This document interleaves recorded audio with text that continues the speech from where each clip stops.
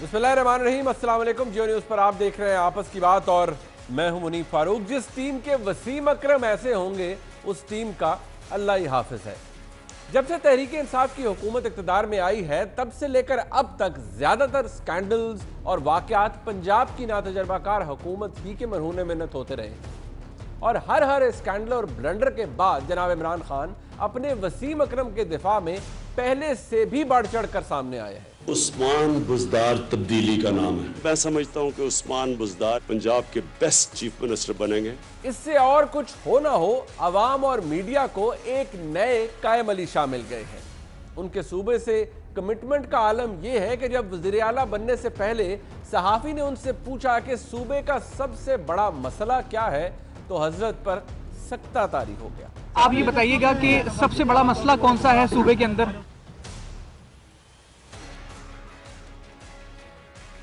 फिर पीछे से उनके कान में बताया गया कि सूबे को किन मसाइल का सामना है। एजुकेशन हेल्थ पे काम करूंगा इंशाल्लाह ताला।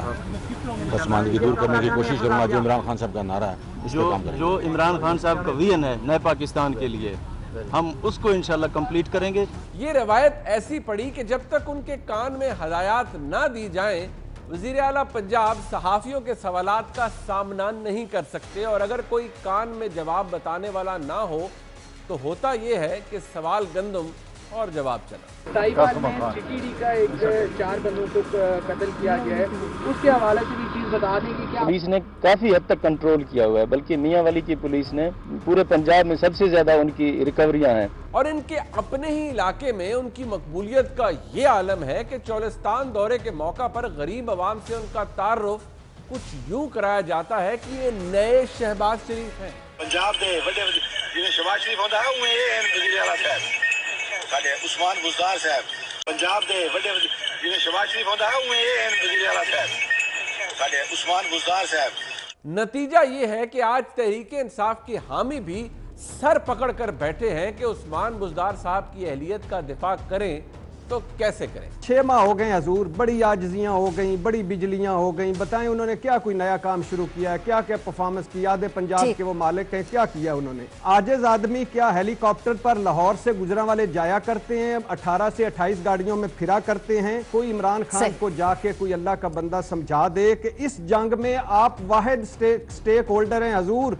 ये बाकी सब पंछी जो हैं जब तब्दीली आएगी तो 90% अगली तब्दीली के साथ खड़े होंगे। आप थे जिन्होंने ख्वाब दिखाए और आप ही से हमें मायूसी होगी और आप ही नाकाम हो गए हजूर वाला। लेकिन जनाब इमरान खान बज़िद हैं कि एक दिन उस्मान बुज़दार पंजाब के सुपरमैन जरूर बनेंगे और बिल आखिर कई सानहे कुर्बानियों और ब्लंडर्स के बाद जनाब इमरान खान का फैसला जरूर दुरुस्त साबित होगा। जनाब इमरान खान ने कहा कि जनाब उस्मान बुज़दार वो वज़ीर आला होंगे जो प्रोटोकॉल नहीं लेंगे, लेकिन पाकपतन में उस्मान बुज़दार साहब के प्रोटोकॉल की वजह से मासूम बच्ची की हलाकत से लेकर मुल्तान और शोरकोट में उस्मान बुज़दार साहब के प्रोटोकॉल का ये हाल अब आपके सामने है।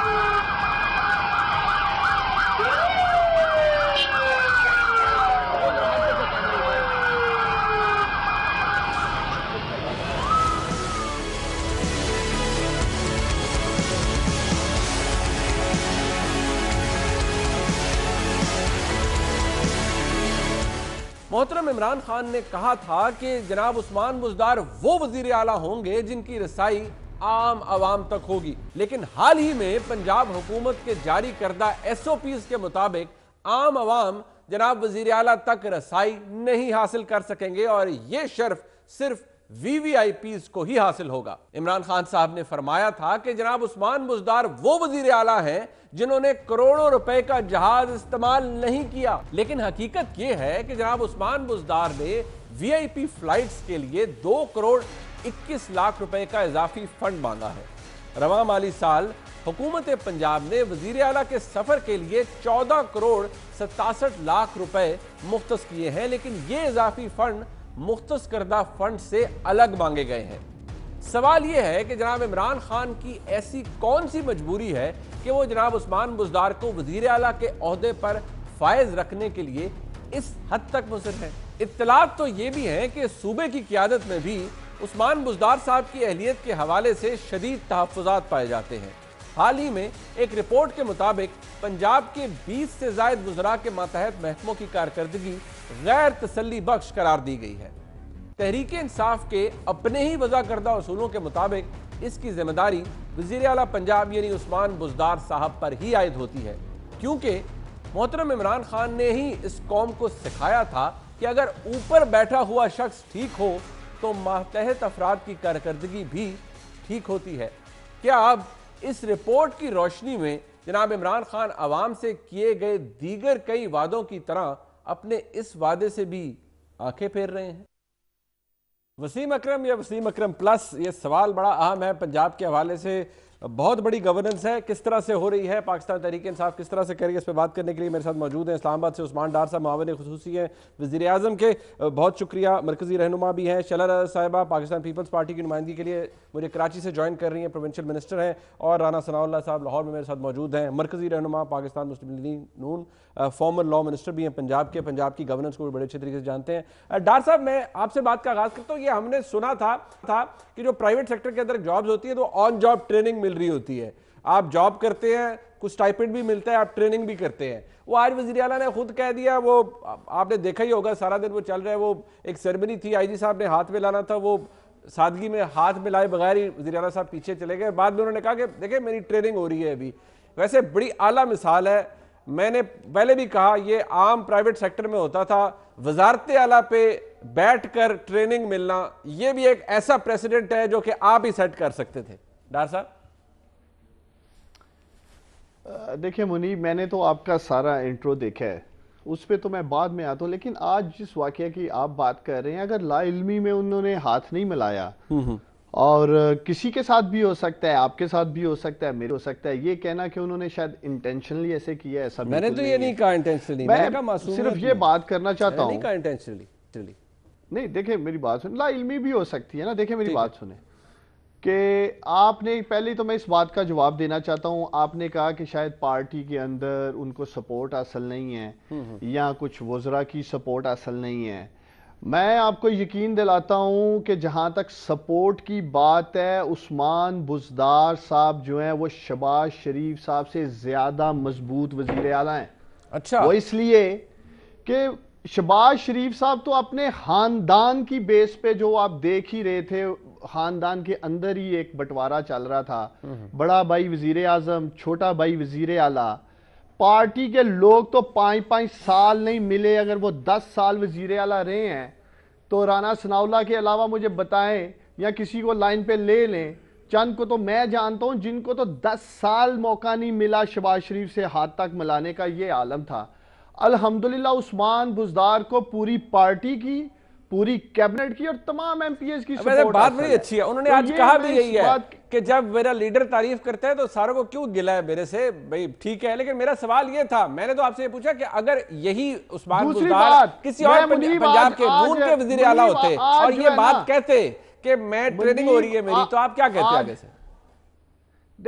देखे मेरी बात सुने जरा। फिर अगर आप मुझे बताएं, एक लम्हे के लिए मैं आपसे ही पूछता हूं, आपको अगर हामिद मीर साहब का प्रोग्राम करने के लिए दे दिया जाए तो आप नहीं बोलेंगे कि आज मैं हामिद मीर साहब की जगह प्रोग्राम कर रहा हूं, आप कुछ ना कुछ तो बताएंगे ना, एक लेगेसी क्या चल रही थी। उस बात को भी आप कोर्ट कह रहे हैं जी, वो उनके साथ खड़े शख्स ने कह दिया जी शहबाज शरीफ साहब वजीर आला थे और उस्मान बुज़दार साहब भी वजीर आला है पंजाब के। वो लेगेसी बात ये है, ऑप्टिक्स की मैं बात कर रहा था, मेरे आका तारुफ करा रहे थे। डॉक्टर साहब आप भाई हमारे मीठा डाल देते हैं बात में बहुत ज्यादा। देखिए मेरी बात सुने, ऑप्टिक्स पे बात करने वाली बात है ना। आप तो यहां कहें कि उस्मान बुज़दार ने वजीर आला शहबाज शरीफ की तरह पंजाब को 1250 अरब रुपए का मकरूज कर दिया है, तो फिर तो समझ आती है जी इसकी परफॉर्मेंस बहुत बुरी है। अगर आप कहें कि शहबाज शरीफ साहब की तरह, जिस तरह उनका बेटा मुल्क से मफरूर है, उनका सन इन लॉ मुल्क से मफरूर है, उस्मान बुज़दार साहब के भी रिश्तेदार भाग गए हैं जी। ये बातें बिल्कुल फैक्चुअली दुरुस्त है, ये दुरुस्त बातें कर रहे हैं आप। मेरा जो सवाल था ना, अब आपने ऑप्टिक्स की बात की। ऑप्टिक्स ये है कि इमरान खान साहब ने कहा था ये वजीर आला प्रोटोकॉल नहीं रह गया, 40 नहीं 26 ले रहे हैं। उन्होंने कहा जहाज नहीं इस्तेमाल होगा, 35 करोड़ का वो इस्तेमाल हो रहा है। हजूर वाला चले और सर छोड़ दे, मैं कहता हूं 26 छोड़ दे 16 होंगी। आप दोबारा मेरा तो सवाल ये है कि इमरान खान साहब ने जो कहा था क्या वो हो रहा है या नहीं हो रहा, प्रोटोकॉल की नजर आएंगी सर जी। अच्छा चले, अब आपने मानना तो है नहीं डार साहब, मैं जरा बात को आगे ले जाता हूं। आपका ख्याल है कि उस्मान बुज़दार साहब जो कर रहे हैं वो बिल्कुल ठीक कर रहे हैं और वज़ीर आज़म का कॉन्फिडेंस भी हासिल है? मैं दोबारा आपके मैं ये कहना चाहता हूं, देखिए मैं ये कहना चाहता हूं कि पंजाब को एक वन मैन शो वजीर आला की आदत थी, सब देख रहे थे, मीडिया दिखा रहा था। 10 साल एक वन मैन शो हुआ है पंजाब में, ठीक हो गया। उस्मान बुज़दार साहब अपनी एक कैबिनेट को लेके चल रहे हैं। अच्छा चले ठीक है, एक वो कैबिनेट की कारकर्दगी पे आ जाए, कैबिनेट की कारकर्दगी पे आ जाए। वो रिपोर्ट पढ़ी है आपने जो कैबिनेट की कारकर्दगी है? आपने रिपोर्ट पढ़ी है डार साहब, उस कैबिनेट ने क्या किया है पिछले 5 महीने में, उनकी क्या कारकर्दगी रही है? मुनीब हमारे जो ज्यादातर वज़ीर हैं वो पहली दफा वजीर बने हैं हमारी सर, पार्टी खुदा पंजाब में ना पहली दे। दफा और ये क़यादत में कौन आई सा है। लॉजिक है डार साहब? अगर और 4 बंदा से कह जी 5 मैं माह ट्रक का लग गए लाइसेंस मेरे मिल यार, गया, सर ट्रक अगर का 4 लाइसेंस से मिल 5 गया, माह में लग मैं गए ट्रक चला रहा हूँ और 4 बंदे नीचे दे देता हूँ, मैं कहता हूँ जी मैं पहली दफा चला रहा था पर लाइसेंस है मेरे पास। आपने इंट्रो में आपने इंट्रो में कहा जी कि सीएम साहब से सवाल किया गया कि पंजाब में सबसे बड़ा मसला क्या है। पंजाब को तो ये लोग मसाइल के छोड़ के गए। अच्छा चले उस पे आता हूं। ऐसा मसला है जो पंजाब में डार साहब उस पे मैं आ जाता हूं, मैं चले मुझे इसको थोड़ा सा देखने, बेरोजगारी को ले लें आप। ठीक है डार साहब, मैं आपके पास दोबारा आता हूं। मैं जरा शैला राजा साहब से पूछ लूं, फिर राणा साहब के पास आता हूं। शैला राजा साहब, अब सिंध के अंदर आप सूबाई काबीना का भी हिस्सा है, अब मुझे डिस्पैशनेटली बताइए जरा, पीपल्स पार्टी का जो टोपी है उसको एक मिनट साइड पे रख दीजिए। अगर ये बात कोई वजीर आला कहे कि मेरी ट्रेनिंग हो रही है और इस तरह की बात करे, और जो इमरान खान साहब के क्लेम्स थे उसके बरक्स बहुत सी बातें हो रही हो, वफाकी सूबाई काबीना की परफॉर्मेंस भी 5 महीने के सामने आ गई हो, कैसे रिएक्ट करेगा कोई, या मेरे जैसा आम पाकिस्तानी क्या बोलेगा? आप क्या समझेंगी? वो यही कहेंगे ना कि भाई हमारे ऊपर सवार करके ट्रेनिंग करनी थी। तो बात यह है कि देखिए, मैं ये कहना चाहती हूँ कि 463 मंसूबे हैं पंजाब के जिनको अप्रूव किया गया है, लेकिन अखबार की रिपोर्ट ये कहती है कि 463 मंसूबे जो हैं तरक्याती वो तातुल का शिकार हैं, क्योंकि वज़ीर आला साहब की उसमें कोई इंटरेस्ट ही नहीं है। और जो वहाँ के मेंबर्स हैं उनके इंटरेस्ट ये हैं कि प्राइवेट बिल जमा कराया गया है जिसमें मेंबर की तनख्वाह 3 लाख रुपए करने को कहा गया है, और जो 6 अलाउंसेस हैं उनको भी बलूचिस्तान की बराबर करने को कहा गया है। तो ये सूरत हाल चल रही है। और फिर अगर आप ये कहते हैं कि भाई वो सादा हैं, तो मैं यही कहूँगी कि जो मैंने सुना शेख रशीद साहब को, उन्होंने एक प्रोग्राम में बड़ी ठंडी आह भर के कहा कि जी किसी के नमाजी और परहेज़गार होने का मतलब ये नहीं है कि उसे ड्राइविंग नहीं आती लेकिन मैं उसे गाड़ी थमा दूँ कि वो नमाजी परहेज़गार है। तो ये ख़ुद इनके अपने लोग कह रहे हैं, मैं नहीं कह रही। तो इस सारी सूरत हाल को देखते हुए मैं नहीं समझती कि ये कोई सही इंतखाब था, और एक ऐसे वक्त में कि आप की अपनी पार्टी जो है उसके अपने लोग मौजूद थे, लेकिन आपने आज़ाद लोग जो हैं वो तरीन साहब के जहाज़ में बिठा के लाने के बाद उनको वजारतें दी। तो ये वाली बेचैनियाँ भी हैं। तो बड़ा लम्हा फिक्रिया है पंजाब गवर्नमेंट। अच्छा, ये राणा साहब, आप तो पंजाब की काबीना का हिस्सा रहे हैं, सीनियर मिनिस्टर भी रहे हैं पंजाब के। डार साहब ने कहा है आप तो बुरा हाल करके चले गए पंजाब का, बट वो कहते हैं शहबाज शरीफ साहब से बहुत मजबूत वज़ीर आला हैं उस्मान बुज़दार साहब, पूरी पार्टी की सपोर्ट उन्हें हासिल है। बहरहाल इस बात का फैसला तो इस सूबे के अवाम करेंगे, गैर जानबदार जो लोग हैं वो करेंगे। मीडिया रोज़ इस चीज़ का जो है वो तकाबल कर रहा है। अब डार साहब अगर बुज़दार साहब को सपोर्ट करने के लिए जो है वो इधर उधर की कहानियाँ जो है वो गढ़नी शुरू कर दें, जी ये कर दिया था, वो कर दिया था, शहबाज शरीफ साहब ने ये करके चले गए। मामला ये है कि उस्मान बुज़दार साहब जो हैं वो अपनी कैपेसिटी और अपनी अहलियत में जो है वो ज़्यादा से ज़्यादा उनको पार्लिमानी सेक्रेटरी बनाया जा सकता था, और अगर उस्मान बुज़दार साहब को पार्लिमानी सेक्रेटरी बनाया जाता तो वो बड़े खुश होते वो।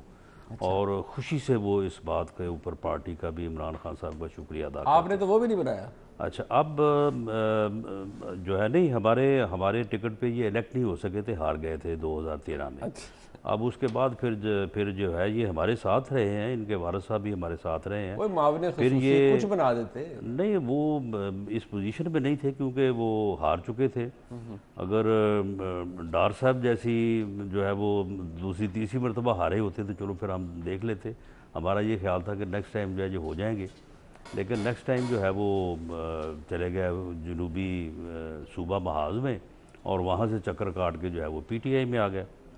और को मेरा ख्याल है कोई इलेक्शन से महीना पहले इन्होंने पटा पहना है, और उसके बाद आते ही जो है वो बन गए हैं चीफ मिनिस्टर।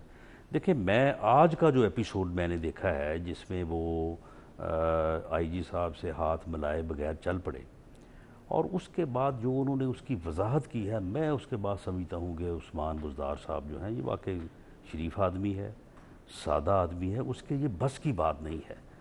देखिए ना, अगर कोई और होता वो कहता कि जी नहीं, मैं तो इन चीज़ों को अच्छा नहीं समझता, और मुझसे यानी गलती से हुआ है या मैं उस वक्त देख नहीं सका। उन्होंने कितनी सादगी में कहा कि जी मैं तो अभी ट्रेनिंग ले रहा हूँ और मैं अभी सीख रहा हूँ। तो वो बड़ा सादा आदमी है। ये मामला उसकी कैपेसिटी, उसकी अहलियत, उसकी सलाहियत से बढ़ के है। अब इसमें देखना ये है कि इसको सिलेक्ट किस बात ने किया। असल मजबूरी यही सवाल है। असल मामला जो है वो आप इमरान खान साहब का है। इमरान खान साहब जो हैं, अगर उनमें फ़ैसले करने की सलाहियत ये है, लोगों को जांचने की सलाहियत ये है, अगर वो इस तरह से इस मुल्क को आगे लेके चलेंगे तो फ़िक्र की बात ये है, पूरी कौम को इस बात के ऊपर सर जोड़ना चाहिए कि ये बंदा जो है जिसका नाम इमरान खान है, जिसके हवाले को 22 करोड़ का मुल्क, ये इस मुल्क का क्या हश्र करेगा, इसको किस तरफ लेके जाएगा। वफाकी काबीना के अंदर देखिए, नहीं, वफाकी काबीना के अंदर फैसले भी उनके बहुत कुरैशी साहब हैं, बहुत पढ़े लिखे आदमी हैं, कोई वजीर खारजा 2-4 की अगर पढ़े लिखे लोग। लेकिन बात ये है ना कि वो उन लोगों ने तो क्वालिफाई किया हुआ था ना, उन्होंने बनना था। एग्जैक्टली। लेकिन अपने तौर पर जो उन्होंने जहाँ कहीं उनको अपनी डिस्क्रिप्शन इस्तेमाल करनी पड़ी है, वहाँ पे उनके फैसले बड़े पैथेटिक हैं। अच्छा, वैसे और उनका जो बयानिया है, जो 4 साल उन्होंने स्ट्रगल की गवर्नमेंट हासिल करने के लिए, और वो जो क्लेम करते रहे, जो वो बातें करते रहे, वो सारी चीजें जो हैं वो अब उनके सामने साफ नीति और वो कोई रास्ता नहीं, इससे रास्ता क्लियर नहीं हो जाता गवर्नेंस का, साफ नीति सादगी से नहीं। देखिए, बात ये है कि साफ नीयत होना, सादा होना जो है वो और चीज़ है, लेकिन गवर्नेंस के लिए जो है वो रेक्विजिट जो सलाहियतें हैं वो बंदे में होना चाहिए। मुझे ब्रेक पे जाना है, लेकिन मैं डॉक्टर साहब आपसे एक बात पूछना चाहूँगा। ये हर कोई सवाल ये पूछता है कि असल वजह क्या है, मजबूरी क्या है जनाब इमरान खान की, वज़ीर आज़म की, कि उन्होंने उस्मान बुज़दार साहब को सिलेक्ट किया और एडमेंट है कि नहीं, इन्होंने ही रहना है पंजाब का वज़ीर आला, और ये बहुत आला ज़बरदस्त आदमी है। अभी भी उनकी दरवेशी की मिसाल दी जाती है। माजरत के साथ वज़ीर आज़म ने भी एक दफ़ा नहीं कहा कि ये बड़े कॉम्पिटेंट हैं, ये बहुत अहल वज़ीर आला हैं, इनके फैसला साजी देखिए, इन्होंने फलाना काम कितना अच्छा किया है। मुझे आपकी बात पे आने से पहले ना क्विकली राना साहब की 2 बातों का जवाब देना है। राना साहब, अगर आप समझते हैं कि गवर्नेंस में एक्सपर्ट होना खजाना लूटने का नाम है, जिस तरह शहबाज शरीफ लूट रहे थे, तो ये तो आपका फ्रॉड है ना, ये तो आपका फ्रॉड है। इन्होंने ये फ्रॉड आप करते आ रहे हैं 4 साल से। राना साहब, आप हौसला रखें ना। हौसला क्या रखना है? आप बोल रहे थे, मैं नहीं बोल रहा था, सुन लें जरा। करनी है, सच कड़वा होता है, सच कड़वा होता है वो, फिर मैं राना साहब सच कड़वा होता है ना, मैं समझता हूँ। फिर प्रोग्राम तलब हो जाएगा। मैं जो दूसरी बात करने लगा हूँ ना, जो आप करते रहे हैं, जो आप कर रहे हैं। दूसरा राना साहब ने कहा है, मुनीब राना साहब ने कहा है कि फैसला अवाम करेगी कि उस्मान बुज़दार कैसा वजीर आला है। ठीक, तो फिर मैं समझता हूं कि राना साहब को शर्म से डूब मरना चाहिए कि जो आखिरी बाय इलेक्शन हुआ है वो भी पंजाब में, लाहौर में, तख्ते लाहौर जो वारिस बने हुए थे, वो कौन सी पार्टी जीती है। ये चंद माह कबल हुआ है यार। तुम उधर तो दूसरी लाहौर दफा में बाय इलेक्शन की काबिलियत पे तुम्हें उस्मान बात सुनो ना, बुज़दार की परफॉर्मेंस सियालकोट पे से वजीर तुम आला जो 5 साल उस्मान करते रहे हो, बुज़दार उसके और बाद इमरान खान के विजन तुम को जिस वोट तरह से दिया। हारे हो, तुम्हें डूब के मरना चाहिए था ना। फिर तुम मरे नहीं वहां पे, तलखी नहीं होनी तुम चाहिए। आगे फिर कौन मुआवज से? बन गए हो। मैं आपकी बात कर रहा हूँ ना, आप बात कर रहे हैं। नहीं, मैं आपकी बात तुम्हें कर रहा हूँ, डूब आप के कह रहे हैं मरना ना चाहिए था अवामी जो तुम फैसले, हारे तो हो। आखिरी इलेक्शन में 5 साल फैसला बाद क्यों आया हमारे हक में? 5 साल तुम अच्छा, बैठे बात रहे यह है, डॉक्टर वहाँ साहब, इस्लामाबाद में अगर बाई इलेक्शन धरना हारने या लेके, जीतने से कोई डूब और के उसके मरेगा बाद या तुम कोई हरे तैर हो जाएगा, तो इस तरह तो बहुत से बाई इलेक्शन पीटीआई भी हारती रही है। तो आपको डूबना चाहिए। मुझे एक बात करनी है। या खुद हारे हो तुम, मुझे तुम्हें डूब के मरना चाहिए। अवाम ने तो फैसला सुना दिया आखिरी बाई इलेक्शन में पंजाब अच्छा में। चले, कोई फैसला नहीं सुनाया। बाई इलेक्शन हम जीते हैं, कोई फैसला नहीं अच्छा चले, सुनाया। अगर ये स्टैंडर्ड है, मैं जरा शैला साहब जी, शैला आपा क्या कह रही हैं आप? देखिए, बाय इलेक्शन मोस्टली जिनकी हुकूमत होती है वही जीतते हैं। असल बात यह है कि बाय इलेक्शन तो ओके, लेकिन लोकल गवर्नमेंट के इलेक्शन पीटीआई कहां कहां से हार गई है, इन्हें अंदाजा है, सारी नीचे से जड़ें कट गई हैं। हाँ, ये वैलिड पॉइंट है। मैं जरा वापस आता हूँ डॉक्टर साहब से इस हवाले से बात किए। जरदारी साहब को भी नाअहल कराने के चक्कर में इस्लामाबाद हाई कोर्ट गए, वहां पर भी ऑनरेबल चीफ जस्टिस ने कुछ बातें की। डॉक्टर साहब से वो भी करते हैं, हमारे साथ रहिए।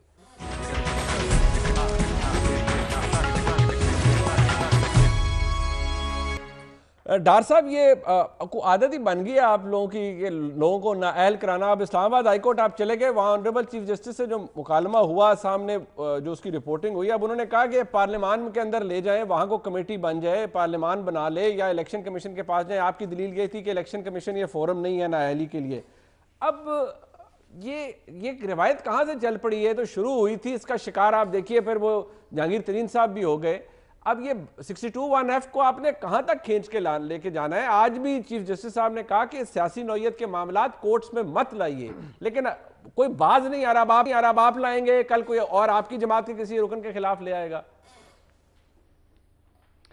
देखिए मुनीब, मैं भी आपकी तरह ही कौम की, मुल्क की खिदमत कर रहा हूँ। जैसे आप अपने प्रोग्राम में गवर्नेंस की निशानदेही कर रहे हैं, करप्शन की निशानदेही करते हैं, इसी तरह मैं भी अपना फ़र्ज़ अदा कर रहा हूँ।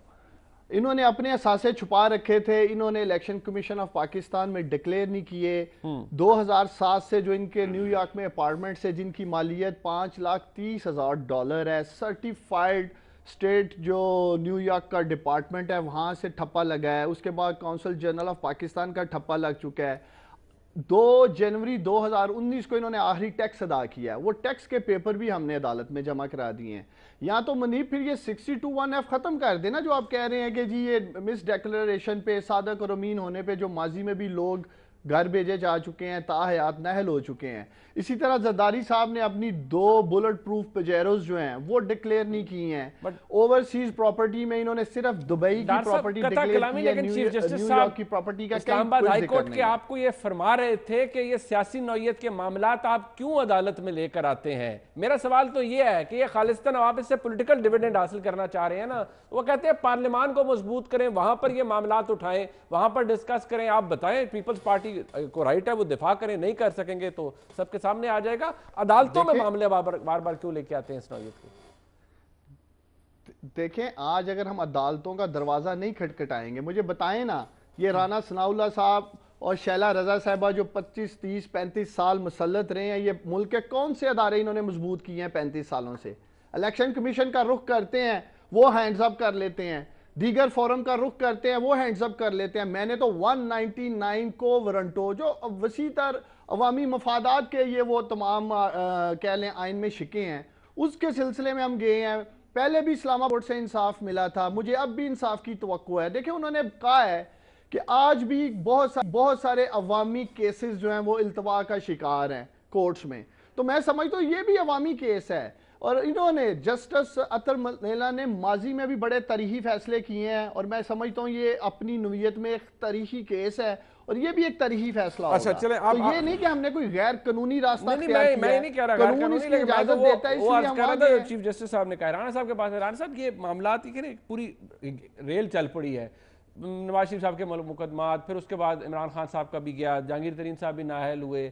अब ये इस हवाले से आ गया, ख्वाजा आसिफ साहब की नाअहली वहाँ से हुई थी, इस्लामाबाद हाई कोर्ट से ओवरटर्न हुई सुप्रीम कोर्ट से। फिर ये मामलात, अब तो चीफ जस्टिस साहब ने वहाँ का ये सियासी नौयत के मामले, लेकिन सियासी नौयत का मामला हल करने के लिए पार्लियामेंट के पास, अब आप MNA है, कोई कमेटी किसी जगह पर ये हल हो सकता है, एड्रेस हो सकता है? नहीं, बिल्कुल। ये chief justice Islamabad high court Athar बिराला साहब ने जो है वो बड़ी विजन और बड़ी वाइज बात की है कि इस सिलसिले में पार्लियामान की कोई कमेटी होनी चाहिए और उस कमेटी में इस किस्म के मामला जाएं और वहाँ पे जाके एनालाइज हों और उसके बाद स्पीकर जिस मामले में समझे कि इस पे वाकई कोई सब्सटेंस है तो वो रेफ़र करें इलेक्शन कमीशन को।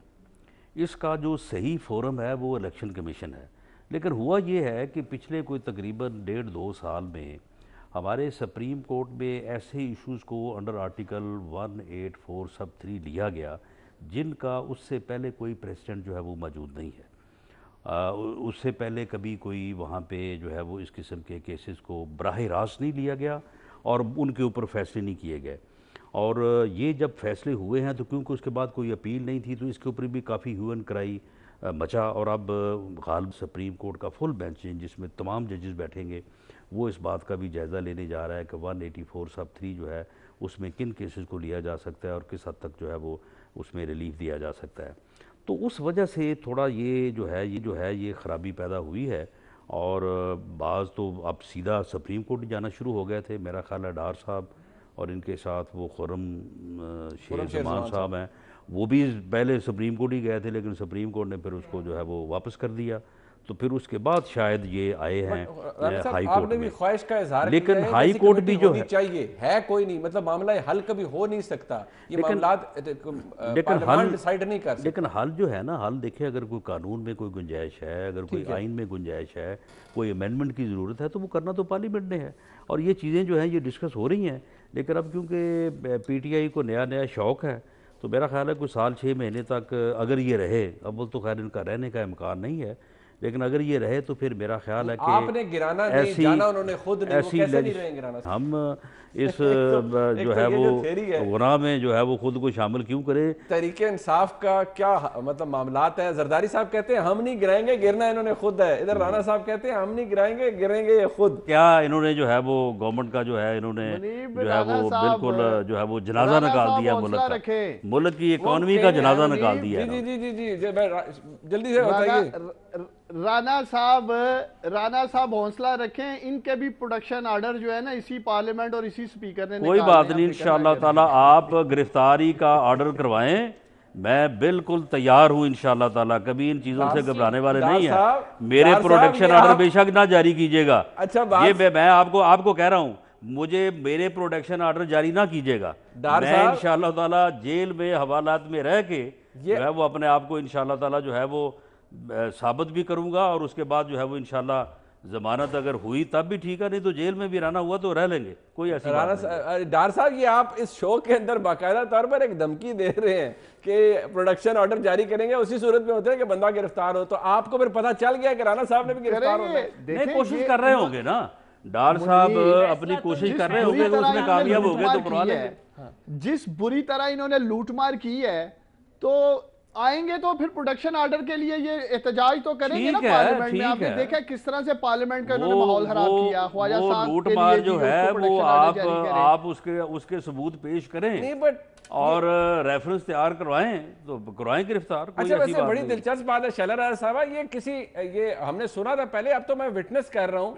कि पहले प्रेस कॉन्फ्रेंसेस में होता था, अब डार साहब जिम्मेदार शख्सियत है, उन्होंने तो प्रोग्राम के अंदर ही कह दिया कि राणा साहब के प्रोडक्शन ऑर्डर होंगे। तो ये तो फिर आपकी क़यादत के हवाले से भी कह रहे हैं कि प्रोडक्शन ऑर्डर इनको मुनीब इसके अलावा कोई काम ही नहीं है, इस गवर्नमेंट को कोई काम नहीं इसके अलावा, और यही इसी तरह से इनका बेड़ा गर्क होना है। राणा साहब जी जी जी जी शैलेंद्र साहब, देखिए डार साहब ने तो अभी बहुत छोटी बात की है कि इनके प्रोडक्शन ऑर्डर यानी कि गिरफ्तार होंगे। डार साहब तो इससे पहले ये कह चुके हैं कि नैब में इतनी मोटी मोटी फाइल देखी हैं इन्होंने, मैं खुद उस प्रोग्राम में थी, जो हमारे ख़िलाफ़ सबूत हैं, हम पार्टीज़ के ख़िलाफ़ जिनके लिए इनके वज़ीर ख़ारजा ये कह रहे हैं कि फ़ैसला साज़ क़ुव्वतों के जहन जो हैं वो हमें कबूल नहीं कर रहे, तो वहाँ पे ये देख के आ चुके हैं।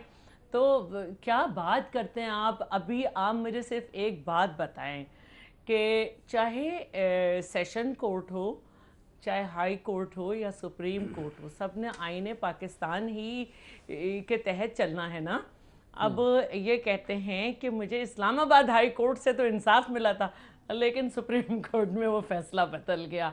तो मैं इनको यही कहना चाहती हूँ कि भाई आप लोग सब कुछ कर सकते हैं, क्योंकि आपके वजीर खारजा ने ये ऐसा बयान ऐसे ही तो नहीं दिया। बात यह ना आप भी यहाँ कुछ खतरनाक बातें जो हैं उनसे इज्तनाब कीजिए, मतलब खतरनाक बातें नहीं होनी चाहिए प्रोग्राम्स के अंदर। मेरा सवाल ये है आपसे कि जो जरदारी साहब के प्रॉपर्टीज जिनके पीछे डार साहब पड़े हुए हैं, पता नहीं डार साहब ने उनमें हिस्सा लेना है जरदारी साहब से, वो कहते हैं जस्टिफाई नहीं कर पाएंगे जरदारी साहब, उन्होंने अपने डिक्लेरेशन में नहीं बताई हुई, तो ना अहली तो पक्की है बकौल डार साहब की, जरदारी साहब की। अच्छा, अब ये है कि इनको ये मालूम होना चाहिए, आज मुझे जब ये बातें कर रहे थे तो मुझे जरदारी साहब का BMW वाला केस भी याद आ गया था, जिस तरह की ये बातें हो रही हैं। और मुझे ये भी याद आ गया कि शेख रशीद तो बेचारे ये कह चुके हैं कि मैं ये प्रॉपर्टी जाहिर करना गलती से भूल गया। इमरान साहब ये कह चुके हैं कि ऑफशोर कंपनी बचाने के लिए बनाई। तो ये बहुत सारी चीज़ें ऐसी हैं कि मैं ये समझती हूँ कि इस वक्त जो है वो PTI को जो फ़िक्र करनी चाहिए वो 18 बेनामी अकाउंट्स की करनी चाहिए। 4 साल में 9 वकील बदल चुके हैं और अदालतों से भागते फिर रहे हैं, तो ये सबसे ज़्यादा अहम है। और नहीं, उसकी परवाह वैसे नहीं है PTI को, पे जो भी सबूत है वैसे उसकी तो इंक्वायरी अब डार साहब आपके हाँ, वैसे ये बात आपने वैसे फैसला ताकतों का साथ है तो मैं क्या कहूँ। हाँ अच्छा, नहीं बात ये है, ये शहला साहबा ने जो बात की है, आपको तो अब FIA अंडर है नवाज अपना इमरान खान साहब के, वो वज़ीर आज़म है, इंटीरियर मिनिस्टर का भी चार्ज उनके पास है, करा लें इंक्वायरी और सबको बता दें कि कोई घपला नहीं है उसके अंदर। इलेक्शन कमीशन के अंदर तो 5 साल हो गए, 4 साल हो गए, कुछ भी नहीं हुआ। डार साहब वो फॉरेन फंडिंग केस का करवा दें इंक्वायरी, उसकी बात खत्म हो। मैं तो इसीलिए हैरान हूँ अपोजिशन वालों पे कि राना सनाउल्लाह कौम को बता देना कि पिछले 5 साल चले हम तो अपोजिशन में थे, FIA जब इनके नीचे थी और इनको लगा कि हमने कोई ब्लैक मनी इन की है पार्टी अकाउंट्स में या बेनामी अकाउंट्स का जो जिक्र कर रहे हैं, तो ये तब पकड़ लेते हैं हमें। अब इनको सारा कुछ क्यों याद आ रहा है? अब इनको याद आ रहा है जी PTI के रहनुमाओं के केसेस हैं नैब में, अब नैब उनको पकड़ती क्यों नहीं है? जब तमाम इन्वेस्टिगेशन एजेंसीज उस वक्त ये वैसे वैलिड बात आपने की है, अलीम खान साहब को हमेशा क्रिटिसाइज करते हैं, इन्होंने नहीं पकड़ा, कब्जा ग्रुप कहते रहे, लेकिन पकड़ा नहीं। देखें बात ये है कि क्यों गवर्नमेंट क्यों पंजाब में कुछ साबित नहीं कर सकती, गवर्नमेंट नहीं पकड़ सकती। हमारा तो आज भी ये वर्जन है कि अब ये गवर्नमेंट जो है, ये गवर्नमेंट जब इस किस्म की गवर्नमेंट के ज़िम्मेदारान बात करते हैं पकड़ने की या पकड़ाने की, तो ये गलत करते हैं। ये गवर्नमेंट का ये काम ही नहीं है कि वो एहतसाब करे, और गवर्नमेंट का किया हुआ एहतसाब जो है वो कभी जो है वो कारगर साबित नहीं होता। और ये इस वक्त जो एहतसाब हो रहा है उसमें भी सबसे बड़ी खामी यही है कि गवर्नमेंट के लोग जो हैं वो पहले आगे चल चल के बताते हैं कि जी कल ये होगा, परसों वो होगा, ये ऐसे होगा, और उसकी पूरी क्रेडिबिलिटी जो है वो खाक में मिल जाती है। मामला ये है कि नैब का अदारा उस वक्त भी था, आज भी है। अगर उस वक्त नहीं पकड़ा तो नैब ने नहीं पकड़ा, अब अगर नहीं पकड़ा तो नैब ने नहीं पकड़ा। नैब के अदारे को इंडिपेंडेंट किया जाना चाहिए और उसको ट्रांसपेरेंट होना चाहिए, उसका कानून जो है वो ऐसा होना चाहिए कि तमाम का उसके ऊपर जो है वो समझौता हो, तमाम का जो है वो उसके ऊपर कंसेंसस हो, तो वो अदारे एहतसाब करें। गवर्नमेंट का कोई काम नहीं है एहतसाब करने का, ना हमारी गवर्नमेंट का था, ना डार साहब थोड़ी ना मौजूदा हुकूमत का। डार साहब एहतसाब नहीं कर रहे, आपको किसने नहीं, डार साहब तो खुशखबरियां दे रहे हैं ना कि जी फलां भी गिरफ्तार होगा, फलां भी गिरफ्तार, यानी ये उनके लिए भी मुश्किल कर रहे हैं कि कल को अगर वो करे तो वो सारी बात जो है वो इस बात पे आ जाए कि देखें जी ये अदारे जो हैं, डार साहब आपने वैसे गलत किया है, आपने अपनी ख्वाहिश का इजहार कर दिया है कि राणा साहब को अल्लाह माफ करे गिरफ्तार हो। मैंने तो राणा साहब को कहा है कि अगर ये पकड़े जाते हैं, अगर ये पकड़े जाते हैं तो यही पार्लियामेंट इनको प्रोटेक्शन ऑर्डर जारी करेगी, स्पीकर साहब करेंगे। अगर ये कहते हैं जैसे ये कह रहे थे ये पार्लियामेंट ही नहीं होगी तो फिर राणा साहब जेल में ही रहेंगे ना, किससे प्रोटेक्शन ऑर्डर मांगेंगे? चलो तो राणा साहब को तो दुआ करनी चाहिए। अगर ये पार्लियामेंट नहीं होगी तो आपकी गवर्नमेंट भी नहीं होगी, तो अगर आपकी गवर्नमेंट के जाने के सिले में मुझे जेल जाना पड़ता है तो मैं राणा साहब पकड़े जाए, मैं तैयार हूँ। तो आप ये ख्वाब देख रहे हैं कि अगर मैं तैयार हूँ, अगर कौम से ये वबाल उतर जाए, कौम को इस ज़िम्म से जो है वो निजात मिल जाए, तो मैं तैयार हूँ भाई, मैं जेल काट लूंगा। राणा साहब अब मुझे खत्म कर, नहीं राणा साहब, ये आप लोगों के लिए बनी हुई सौदा है। हो गया, जहमत जड़ी है ना, मुल्क तो टालो ते मेनू जेल जाना मंजूर है। आप लोग चाहते हैं कि जल्द से जल्द इस गवर्नमेंट से छुटकारा पाया जाए। अच्छा चले, कोई मुकम्मल नहीं हो पा रहा, छुटकारा मिले, भला हो ये। चले कंक्लूडिंग रिमार्क, चला साहब जल्दी से आप कंक्लूडिंग रिमार्क दे दें। बस मैं चाह रही हूँ कि उस्मान डार साहब के साथ 3-4 आप सोलो प्रोग्राम करें, क्योंकि इससे पहले भी मेरे साथ एक प्रोग्राम में थे, मेरा दिल चाह रहा था यही बातें करें।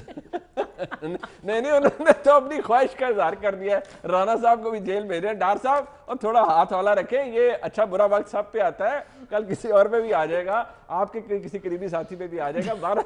बहरहाल मुझे प्रोग्राम यहाँ कंक्लूड करना है। आपको पता चला बोसदार साहब में और उस्मान डार में कितना फर्क है? अब फर्क तो साफ जाहिर है, और वो दोनों उस्मान है। ठीक है, वो फर्क जो है वो आवाम को पता लगेगा, और आवाम ने जवाब देना है। बकौल उस्मान डार साहब के बहुत मजबूत, दोनों उस्मान एक हैं। वेरी गुड, दोनों इमरान साबित हो गया सर, शायर हैं आप, शायर हैं। आज उस्मान बुज़दार की कारकर्दगी और उस्मान डार की गुफ्तगू जो है ना, वो पता चल गया है कि एक ही है, इसमें कोई शक नहीं। बस ठीक है, मैं मुझे यहाँ कंक्लूड करना है। बहुत शुक्रिया उस्मान डार साहब आपका। बाकी का नाम अलग है, बाकी वही है। चले, बहुत आपका भी। प्रोग्राम में एक ब्रेक शामिल करते हैं। उस्मान डार साहब के हवाले से, उस्मान बुज़दार साहब के हवाले से जो तनकीद होती रही है, आजकल भी हो रही है, वो किस हद तक जायज़ है, इस पर भी बात होगी। हुकूमत मीडिया को रेगुलेट किस हिसाब से करना चाहती है, और वफाकी काबीना ने इस हवाले से एक अथॉरिटी की मंजूरी भी दी है। इसका मकसद क्या है? क्या मीडिया की आज़ादी को सल्ब करना है हुकूमत ने, और हुकूमत कंट्रोल हासिल करके क्या लेना चाहती है? ब्रेक के बाद इस पर बात करेंगे। मुल्क के नामवर सहाफ़ी हमारे साथ मौजूद होंगे, हमारे साथ रहिएगा।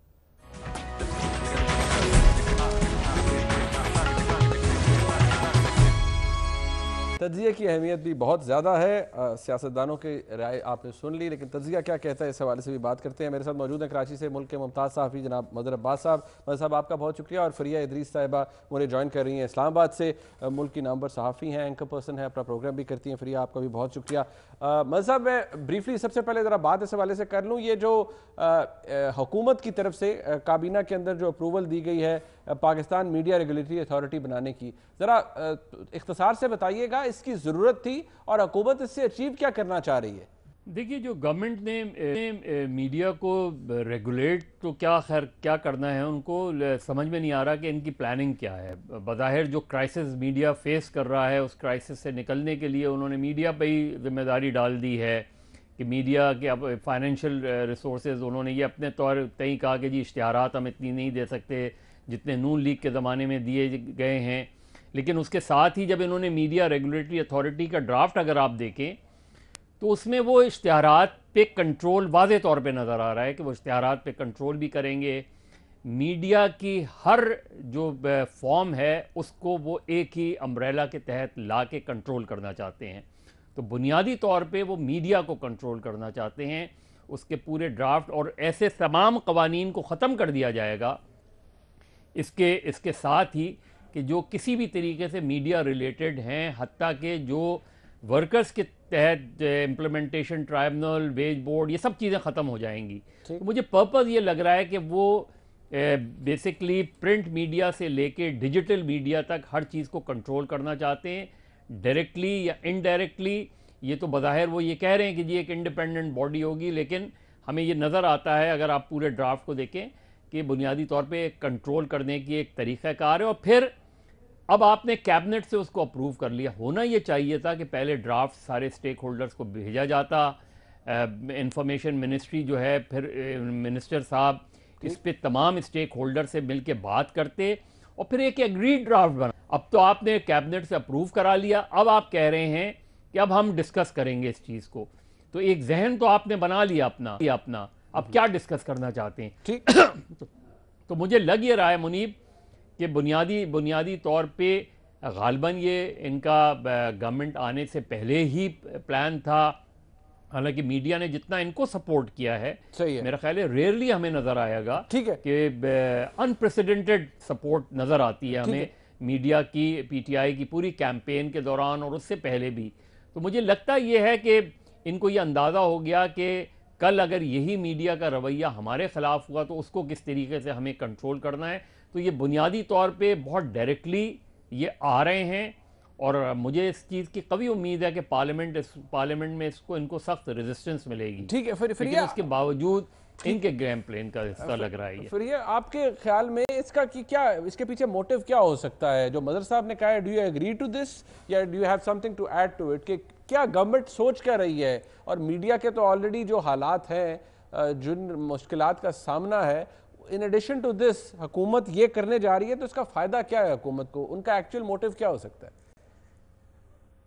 मुनीब, अभी थोड़ी देर पहले मेरे प्रोग्राम में फवाद चौधरी साहब मौजूद थे। ये सवाल मैंने उनसे डायरेक्ट ही पूछ लिया।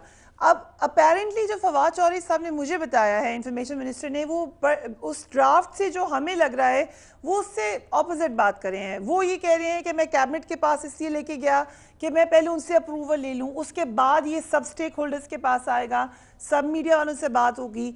फिर वो ये कह रहे हैं कि वो ऑफकॉम का मॉडल फॉलो कर रहे हैं क्योंकि बरतानिया एक उन्हें डेमोक्रेसी नज़र आती है, सऊदी अरबिया चाइना का मॉडल तो नहीं फॉलो हो सकता, सो इसलिए उसको वो फॉलो कर रहे हैं। अब मेरा सवाल यहाँ पर ये है, और आप लॉ को मुझसे बेहतर जानते हैं, कि बरतानिया में ऑफकॉम अगरचे एक इंडिपेंडेंट अथॉरिटी है और जिस तरह की उनकी इंडिपेंडेंस है वैसी मुझे नहीं लगता कि हम पाकिस्तान में कभी भी अचीव कर सकेंगे, कंसिडरिंग ये आ ही बिल इंफॉर्मेशन मिनिस्ट्री के थ्रू से रहा है। जो हायरिंग अथॉरिटी होगी वो भी प्रॉबेबली यहीं से आएगी, तो कैसे इंडिपेंडेंट होगी? But having said that, independent कर भी दें और ऑफकॉम का मॉडल आप फॉलो कर रहे हैं तो उसकी तो बड़ी लिमिटेड पावर है। आपको पता है आज तक वो कोई प्रोग्राम बैन नहीं कर सके, बंद नहीं कर सके, किसी चीज को कह नहीं सके। वहां बरतानिया में जो चेक एंड बैलेंस है वो अदालतों के थ्रू है। वहां लाइबल के लॉज इतने सख्त हैं, उसके बारे में अवेयरनेस है कि हर, चाहे प्रिंट मीडिया हो चाहे इलेक्ट्रॉनिक मीडिया हो, वहां पर मीडिया लॉयर के बगैर आपके प्रोग्रामिंग का तस्वुर ही नहीं है। ये अवेयरनेस है जो हमें वहां पर नजर आती है, अगर आपने वो फॉलो करना ही है मॉडल। ये नहीं है कि हुकूमत जो कि खुद एक स्टेक होल्डर है उसके पास पूरी ताकत आ जाए कि वो मीडिया को रेगुलेट करना शुरू कर दे। या तो ये मीडिया खुद करेगा।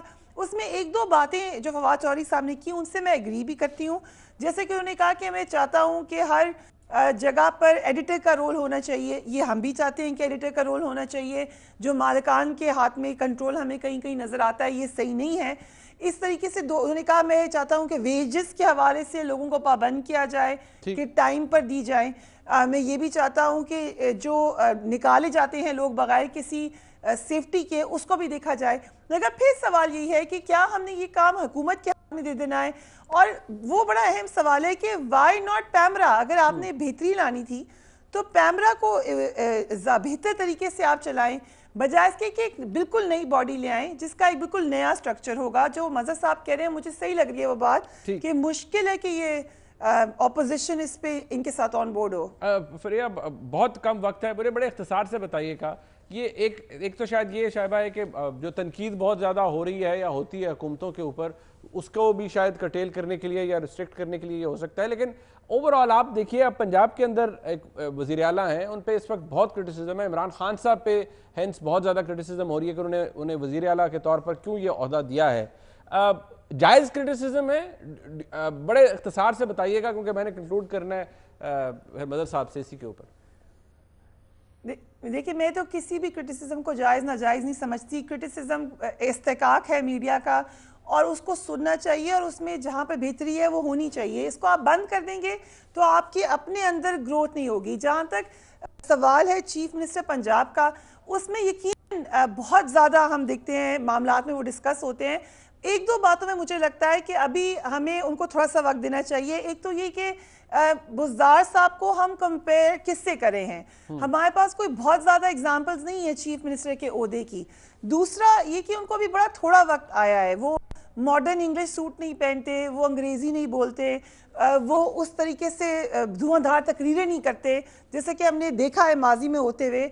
सो अगर ये बातें हैं जिसकी वजह से हम उनको समझते हैं कि हम कम नंबर दे रहे हैं, तो मेरा ख्याल से उनको थोड़ा सा वक्त देना चाहिए। लेट्स नॉट फॉरगेट कि 12 करोड़ का सूबा है पंजाब, उसमें से 70% लोग गाँव देहातों में रहते हैं। ठीक हो गया। और मुझे लगता है कि जो इमरान खान साहब का आइडिया था वो ये समझते हैं कि ज़्यादा लोग उनसे एसोसिएट करेंगे जो वहां रहते हैं। ठीक है मोहम्मद साहब, वही ब्रीफली सर, आपका क्या व्यू होगा उस्मान बुज़दार साहब के हवाले से, जायज नाजायज की जो क्रिटिसिज्म है?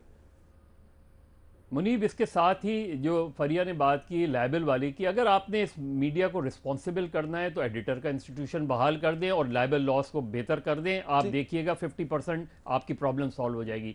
देखिए, उस्मान बुज़दार साहब अगर बेस्ट चीफ मिनिस्टर साबित होंगे तो उस्मान बुज़दार साहब was not the first choice, Imran Khan की पहली चॉइस नहीं थे। और इस वक्त भी इमरान खान सिर्फ इस वजह से उस्मान बुज़दार को तब्दील नहीं कर रहे क्योंकि उन्हें पता है कि जिस दिन उन्होंने उस्मान बुज़दार को तब्दील करने की बात की, उनके जो 3 ग्रुप्स हैं पंजाब में पीटीआई के, वो एक दूसरे के खिलाफ आके खड़े हो जाएंगे। और ये सिचुएशन इमरान खान 2013 के इलेक्शन में, पार्टी इलेक्शन में देख चुके, वो इसको अफोर्ड नहीं कर सकते, लिहाजा वो उस्मान बुज़दार को कामयाब कराने के लिए अनथक कोशिश करेंगे। ठीक, बहुत शुक्रिया मदर अब्बास साहब, फरिया अजीज साहब हमारे साथ। इसका प्रोग्राम आपने देखा, फीडबैक जरूर दीजिएगा, देखने का बहुत शुक्रिया।